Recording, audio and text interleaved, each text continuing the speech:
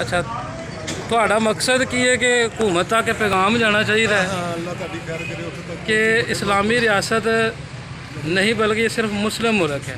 ظاہر ہے جی اسلامی ریاست اگر ہوگی تو اس میں اسلامی قوانین بھی نافذ ہوں گے. تاں ہی تو ریاست بننی اسلام میں. ہم نے جو پارٹیشن کی تھی اسی لیے کی تھی قائد اعظم کے ساتھ مل کے کہ ہندوؤں سے الگ، یہودیوں سے الگ، کافروں سے الگ، سکھوں سے الگ، اس لیے کہ ایک مسلمانوں کا اپنا ایک نظام ہے. نظام ہے. ہاں مسلمان جس مقصد کے تک دنیا میں آیا ہے اس کا ایک الگ پیغام ہے، الگ نظام ہے. مدینہ اس کی ایک بہت بڑی مثال ہے، اور اس مثال کے تحت جب ہمیں یہ ریاست بنانے کا موقع ملا تو مسلمانوں کی کثیر تعداد نے، جس میں علماء کرام، پیران عظام، مختلف ریاستیں حضرت قائد اعظم کے ساتھ مل کر، حضرت علامہ اقبال کے ساتھ مل کر علامہ اقبال کے خواب کو تعبیر دینے کے لیے وہ نکلے اور اس میں کامیاب بھی ہوئے.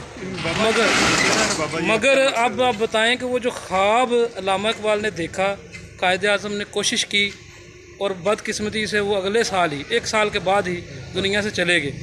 تسی انہیں دسو کہ کیوں نظام نافذ نہیں ہو سکے.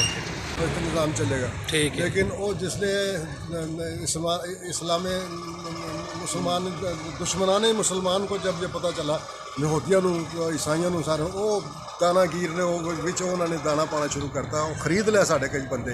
انہوں نے کہا نہیں یہ کام نہیں کرنا، تسی یہ کرو گے تو اسی نہ تمہیں اتوں قرضہ ملے گا، نہ ورلڈ بینک کو ملے گا، نہ IMF کو ملے گا، نہ کتوں ملے گا، کچھ نہیں ملے گا تمہیں.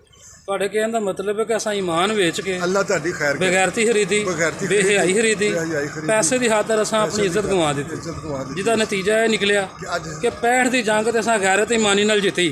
اندرا گاندھی نے کہا سی میں تھوڑے عرصے بعد ہی بدلا لواں گی، اور VCR چوری چوری ساڈے گھراں چ آئے، بغیرتی آئی، بے حیائی آئی، تے 6 سالاں تو بعد وہ مرد مجاہد جڑے ٹینکاں دے تھلے لیٹے وہ VCR دے سامنے ہی لیٹے رہے. 71 دی جنگ سانوں لڑنی پئی تے ملک ادا اساں کھوا لیا. اللہ تعالیٰ جی تہاڈی کوشش نو کامیاب کرے، اور پیغام تہاڈا ضرور نیٹ تے اپنے چینل تے لانے ہیں، اور بھرپور کوشش کرنے کہ لوگ تہاڈے نال سپورٹ بھی کرن.